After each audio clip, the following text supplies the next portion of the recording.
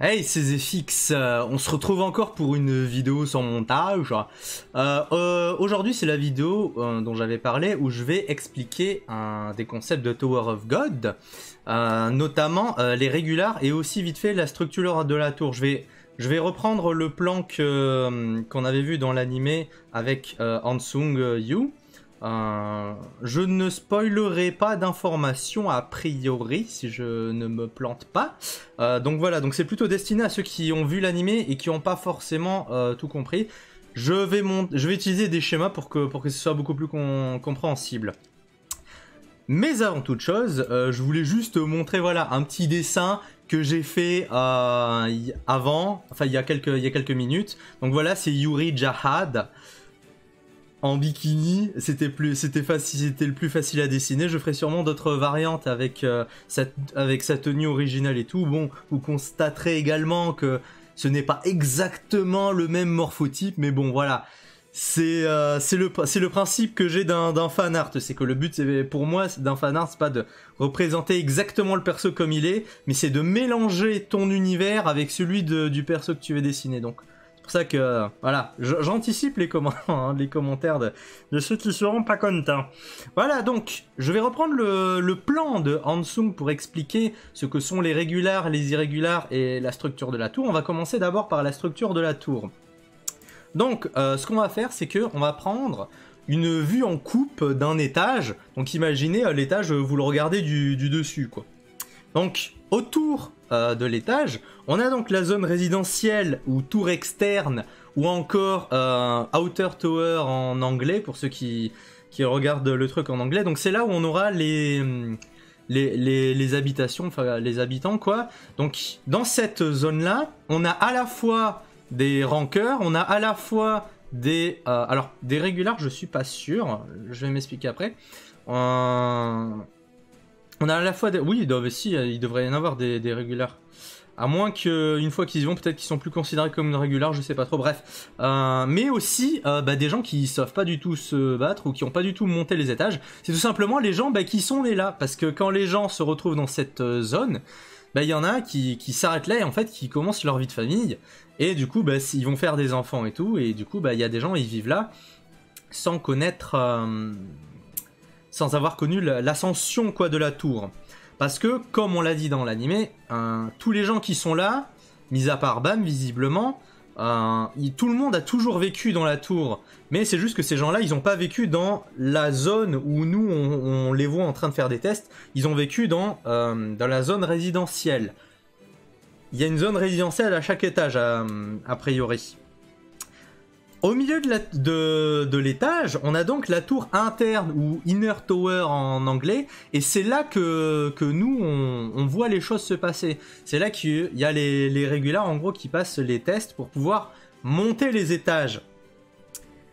Donc et dans ces trucs là, il y a des régulars et il y a des rankeurs. Les rankeurs qui sont ceux qui font passer les tests. Je ferai une vidéo différente pour parler des administrateurs, et tout ça, enfin les rankeurs qui sont les administrateurs et tout, parce que c'est compliqué, il va y avoir... Cette partie-là est compliquée, moi je la comprends, mais dans l'anime pour le moment on n'est pas encore arrivé là. On verra ça une autre vidéo, je sais pas pourquoi je parle de ça maintenant. Et du coup on a le quartier central qui est entre les deux, donc en gros c'est les escaliers quoi, en quelque sorte. C'est ce qui nous permet de passer de l'un à l'autre quoi. Je pense que c'est assez compréhensible, il n'y a rien de vraiment à dire là-dessus.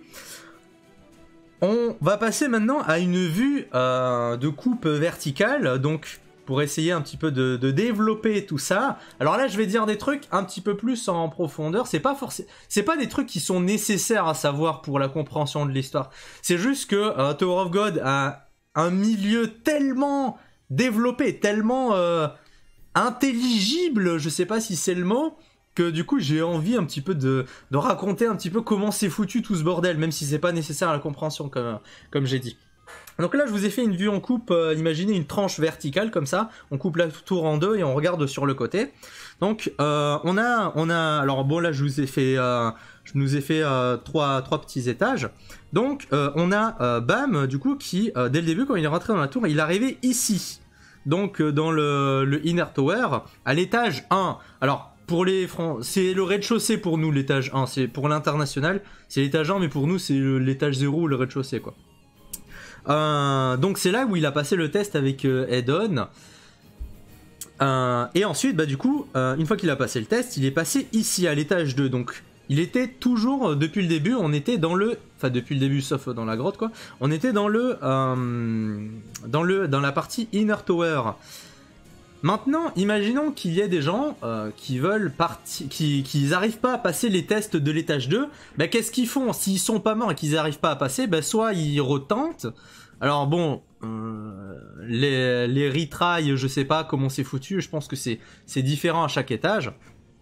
Mais imaginons qu'ils veulent s'arrêter, bah, qu'est-ce qu'il fait? Bah, c'est là qu'il peut sortir et aller dans l'espace résidentiel. Et c'est là qu'il va peut-être commencer à essayer de développer une famille, des choses comme ça. Dans les zones résidentielles, il n'y a pas de bagarre. Enfin, c'est comme dans la réalité, quoi. On vit notre vie, on n'est pas là pour se taper dessus ou pour passer des tests ou des trucs comme ça, quoi. C'est la vie sereine.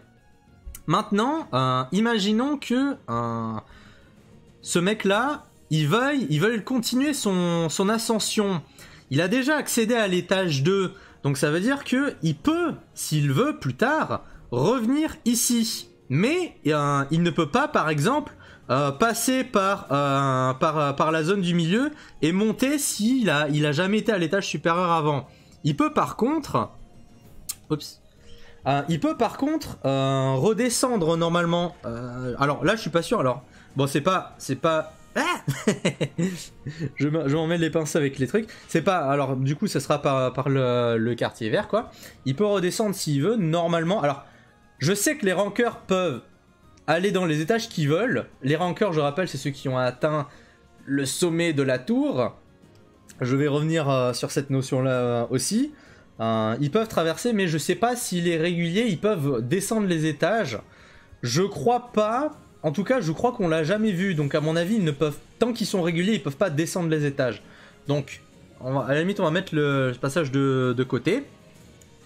Maintenant, il y a le cas du coup du mec qui est né là, qui est né dans cette zone là, mais qui s'est jamais battu et qui a jamais passé les tests. Du coup, comment ça se passe pour lui si jamais il veut monter d'un étage? Eh ben, il peut pas revenir parce que là, à la limite, c'est l'étage 2.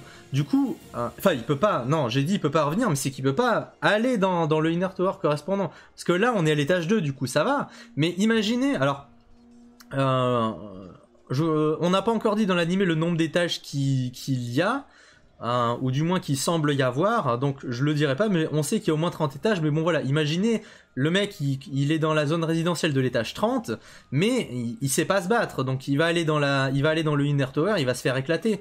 Donc ce qui se passe, c'est que les gens qui veulent commencer à devenir régulars, s'ils ont été sélectionnés par Edon, je vais y revenir, ils doivent redescendre à l'étage justement là où nous on se trouve, à l'étage 2, pour pouvoir devenir régulier et passer les tests pour pouvoir avoir le droit de monter la tour. Parce qu'à l'heure actuelle, dans l'animé, à l'épisode 3, à l'heure où je fais cette vidéo, on est à l'étage 2, et là ils sont en train de passer toute une série de tests pour voir si ils sont dit, enfin du moins en gros ceux qui réussissent tous les tests, ils vont avoir le droit de commencer à monter les étages de la tour. Donc on n'a toujours pas commencé à monter la tour à l'heure actuelle. Voilà. Et du coup tous les réguliers qu'on voit, ils ne viennent pas de... Alors c'est pas, je le dis parce que c'est pas dit dans l'animé, mais c'est pas forcément explicitement dit comme une révélation dans le webtoon. C'est plus quelque chose que tu comprends au fur et à mesure, quoi. Du coup c'est pour ça que je vais me permettre d'expliquer ça un petit peu plus, de manière un petit peu plus poussée que l'animé. C'est que bah, tous les gens, les régulars là qu'on voit, ils viennent de plein d'étages différents, mais ils n'ont jamais vu les zones de test comme nous on voit à l'heure actuelle. Ils n'ont jamais vu le Inner Tower de leur étage. Ils ont vécu que dans les zones résidentielles. Par exemple, le Kun qu'on a vu, quand on voyait tout le passage avec le flashback et tout, c'était pas... Tout le monde n'est pas sur l'étage 0, quoi. Il y a plein de gens, ils sont à des étages bien supérieurs parce que, justement, comme j'ai dit précédemment, ceux qui ont les rankeurs qui sont allés au sommet de la tour, ils ont développé des familles, des trucs comme ça. Quand ils ont des gosses, les gosses ils vivent avec eux, quoi. Et du coup, c'est juste qu'ils sont obligés de redescendre pour pouvoir remonter. Donc, j'espère que ça a répondu à pas mal de questions sur le lore de certains par rapport à la structure de la tour. Maintenant, en ce qui concerne les régulaires, et ensuite je finirai par les irrégulaires. Les régulaires, donc qu'est-ce qui se passe? C'est des gens du coup qui vivent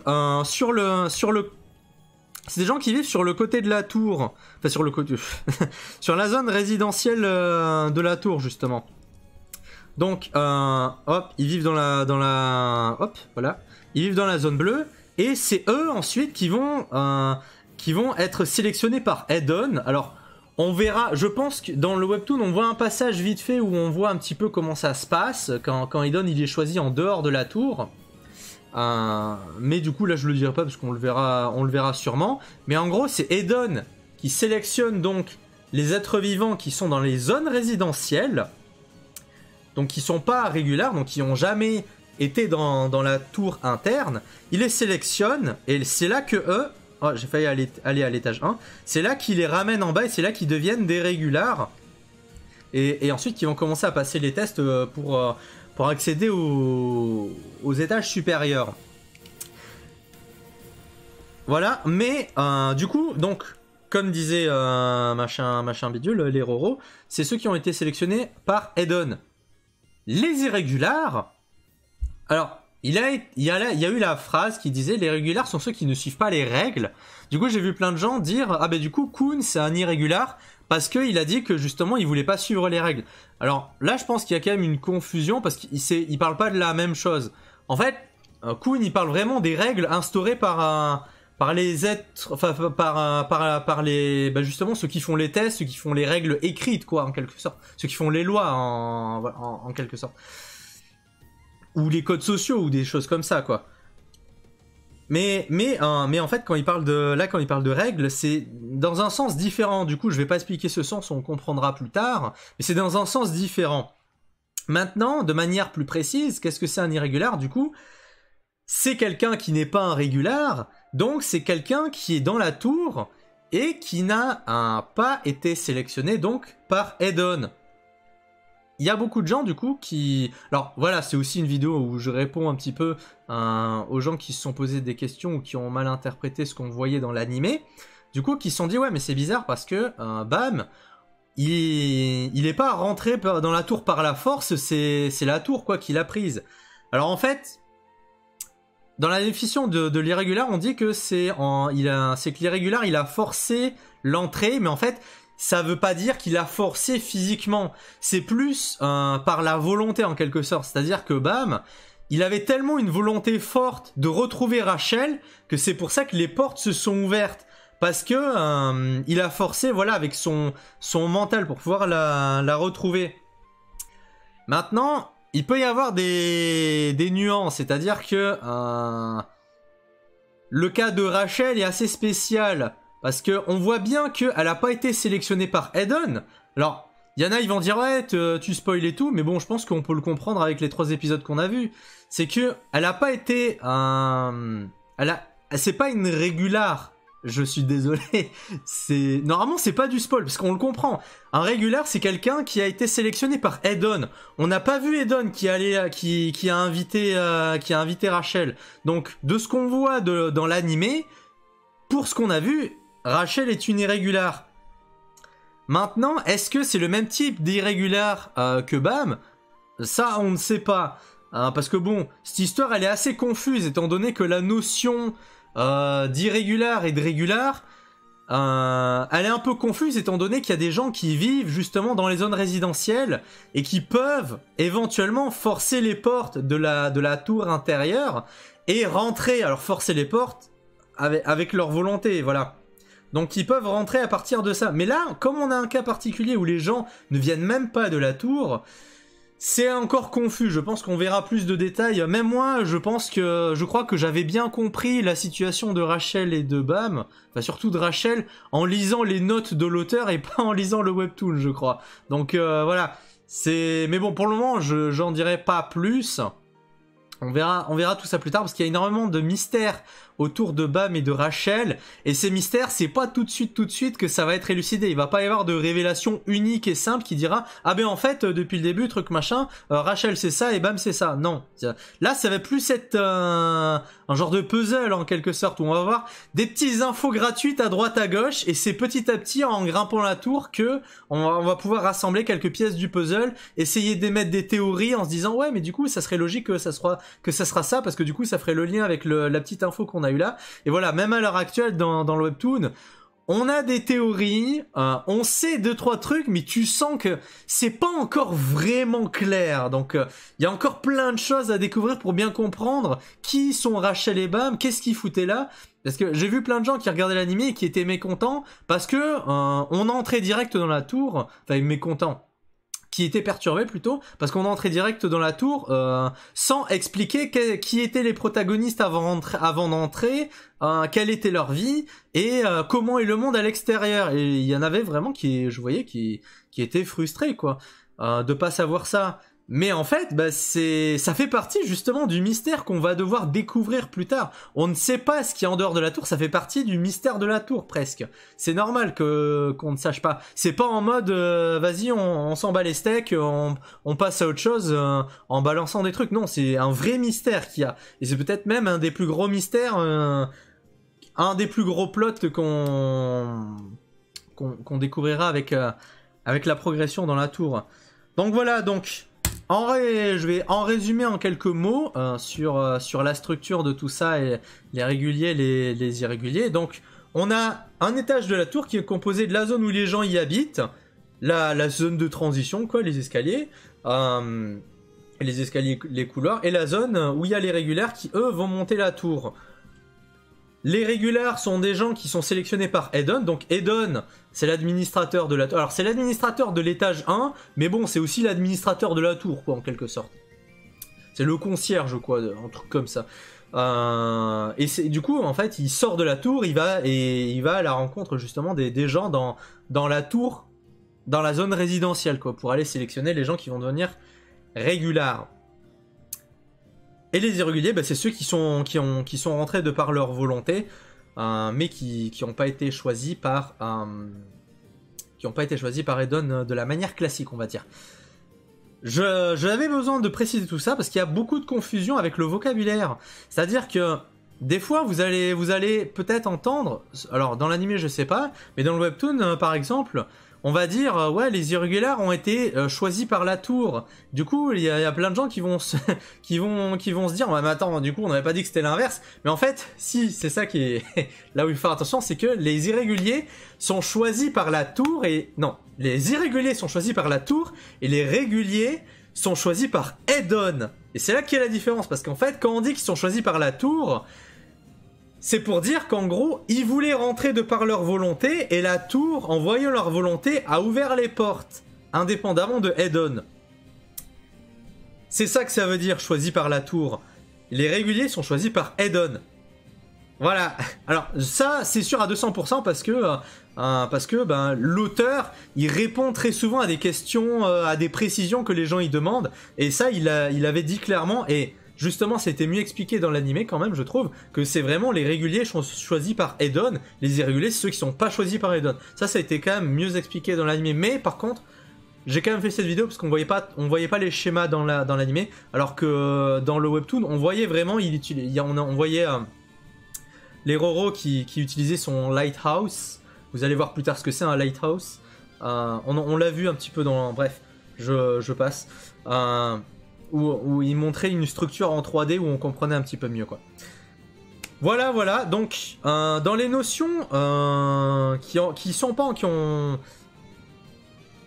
encore mystérieuses qu'on a vues dans l'animé, il y a encore les princesses de Jade et les rankeurs. Alors les rankeurs c'était assez simple quand même.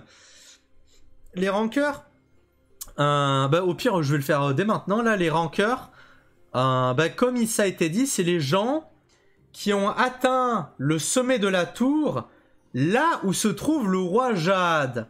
C'est important.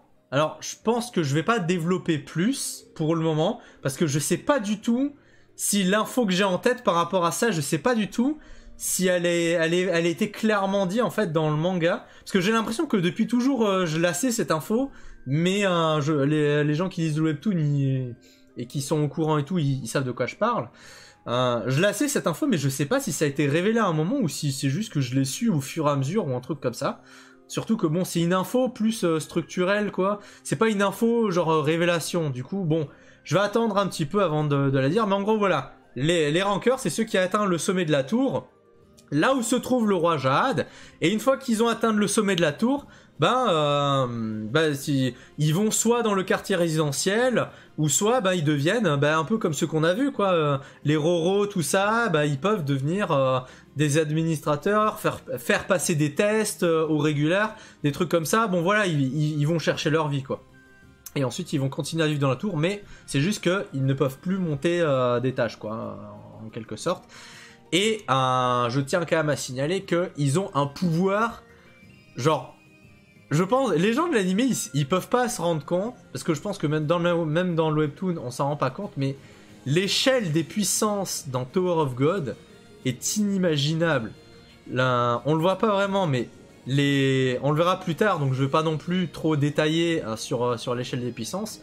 Je vais pas non plus dire la puissance de chaque personnage, vu qu'on l'a pas encore vu ou on le sait pas encore. Mais avec les connaissances du webtoon, tu sais que genre, il y a pas vraiment de genre les rankeurs qu'on a vus, il y a pas de moment où on va dévoiler leur puissance. C'est juste que on connaît grosso modo la différence de puissance entre un rankeur et un régulier, mais c'est pas genre une transition brutale. C'est que le pitch de base de la tour, alors je sais là je fais que parler, la vidéo elle doit faire 1 heure, un truc comme ça, 21 minutes. Bon, voilà, on va dire que à partir de maintenant, ça c'est du podcast, quoi. Dans le sens, c'est un audio, quoi. En fait, les gens, ils deviennent pas puissants parce que au dernier étage, il y a genre un génie de la lampe qui exauce en vœu ou te devient méga fort. Comme je disais dans ma précédente vidéo, la tour, c'est une métaphore de la vie. Et en fait, quand on dit que il y a tout ce qu'on désire, la richesse, la puissance et tout ça dans la tour, c'est pas un génie. Alors, il y a des histoires, bon bref, je vais pas rentrer dans les détails, mais c'est plus dans le sens où c'est en grimpant dans la tour qu'on obtient tout ça. Donc, les rankeurs ne sont pas puissants parce qu'ils ont fait un vœu pour être puissants, ils sont puissants parce que en grimpant la tour, ils sont devenus puissants. C'est plus dans ce sens-là qu'il faut le voir. Il y a une notion de progression. Il l'a dit dans l'animé, les Roro. À un moment donné, il avait balancé du Shinsu dans... Alors je sais, au début, je disais Shinso. Mais bon, là, ça a plus l'air de se prononcer Shinsu ou Shinsu.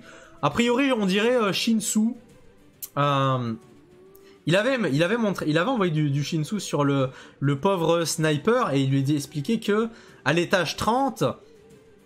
Le Shinsu, il est comme ça dans la vie de tous les jours. C'est-à-dire que dans l'ère de base de l'étage 30, il est comme ça le Shinsu. C'est-à-dire que il faut devenir fort pour pouvoir survivre au Shinsu de chaque étage. C'est pour ça que tu peux pas non plus gruger et passer plein d'étages d'un coup. Bon, c'est aussi parce que si tu fais ça, tu vas te faire tuer. Mais si tu fais ça, en fait, t'auras pas eu la progression nécessaire pour être assez fort et robuste pour résister à ce Shinsu naturel qu'il y a dans l'air. Vous voyez ça un petit peu comme le Reiatsu naturel, quoi. Imaginez que plus haut, il y a des Reiatsu de capitaine dans l'air. Voilà, là je parle de Bleach, hein, pour ceux qui n'ont pas la référence. Imaginez, il y a des méga Reiatsu dans l'air, il y a plein de gens, ils crèveraient quoi s'ils passaient trop vite les étapes. Bon bref, je divague un peu. Mais bon, de toute façon, bon voilà, j'imagine que là les gens ne regardent même plus la vidéo, vous l'avez mis, ceux qui sont encore là, ils l'ont sûrement mis sur le côté pendant qu'ils font autre chose. Donc je vais m'arrêter là. Les princesses de Jade, je vais pas faire de vidéo de suite, je vais attendre un petit peu parce que dans les épisodes à venir, je dis pas quoi, mais on va développer un petit peu ce concept là, et une fois qu'on aura développé ce concept là, là éventuellement je pourrais faire d'autres vidéos. Maintenant, je vais tourner la vidéo du trailer de God of the High School qui est sorti, parce qu'il y a l'animé God of the High School qui va sortir bientôt et j'ai extrêmement hâte de le voir. Je n'ai pas vu God of High School, mais je vais dire ça dans la vidéo à réaction qui va arriver. Voilà. Donc, Je vous dis 25 minutes quand même. Je vous dis, je vous fais des bisous et je vous dis à tout de suite pour ceux qui vont voir ma réaction éventuelle à The God of High School ou à ma prochaine vidéo si j'ai envie de faire une vidéo ou genre une vidéo de dessin ou ma prochaine review de Tower of God, sachant que la prochaine vidéo du prochain épisode de Tower of God, je pense que je ferai pas une live réaction, tout simplement parce que, comme je disais, j'ai vraiment pas aimé l'épisode qu'il y avait eu au premier visionnage, mais j'ai trouvé ça bizarre parce qu'il y a plein de gens qui avaient adoré, et en fait je l'ai revu plein de fois. Et en le revoyant plein de fois, en me filmant pas, bon voilà, je l'ai déjà expliqué dans la vidéo de réaction, bah en fait finalement, bah, je l'aime beaucoup l'épisode, c'est con, hein. Mais c'est que je crois que je vais m'enlever le fait de me filmer pour ma réaction, enfin pour mon premier visionnage, je vais m'enlever le fait de me filmer pour pouvoir être frais et vraiment être dedans, être concentré sur les musiques. Parce que, en fait, c'est ça, c'est qu'au premier visionnage, j'étais pas concentré sur ce qu'il disait, j'étais pas vraiment concentré sur les musiques, j'étais pas concentré, et du coup, comme je parlais en même temps, mais pour moi, les trucs allaient 15 fois trop vite, mais en fait, ils allaient pas si vite que ça. C'est juste que comme je parlais, ben voilà, je m'étais gâché le truc. Donc ça sera sûrement une review du même type que ce que j'ai fait là, genre avec 2-3 images et tout, que je vais mettre là sur Photoshop, et ensuite je vais juste passer un petit peu pour illustrer mes propos et pour analyser un petit peu ce qu'on aura vu. Voilà. Pour la 15e fois, du coup, je vous dis à plus. Et à plus et à la prochaine. Voilà. Salut.